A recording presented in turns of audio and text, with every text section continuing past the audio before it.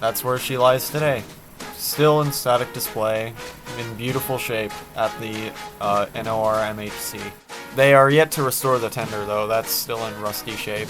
You can even see the Normetal text on it still. But let's get to the point now.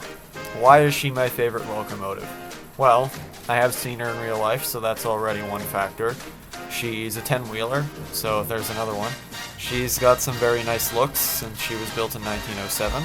She's got the inside piston valve type, which is my favorite type of cylinder. It's the angled cylinders that you can see on this image. And finally, she's from my home country, Canada. So, why is Ontario Northland my favorite railway? Well, it's built all basically in my home province of Ontario. It does go into Quebec and Winnipeg in a few areas, but that's about it for any other places it goes to. They owned a few locomotives that I've seen in real life, those being 219 of course, but also 701 and 503. They also had the best paint schemes on any diesel locomotives ever in my opinion. They sure do know how to do operations on a railroad. They kept their 1953 built F units around until 2008, some are even preserved today, but most of them are in GO Transit paint schemes.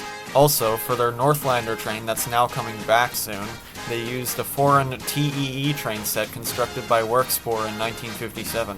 I think that the ONR is the only foreign railroad outside of Europe that has used this train set. And finally, ONR is the closest railroad to my heart. I believe it is the first railroad I ever rode on, and that makes it really special to me.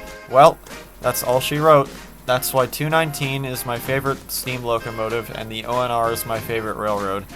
Also, did I mention I have a Discord? I'll put my username in the description if you want to add me, but that's all for now.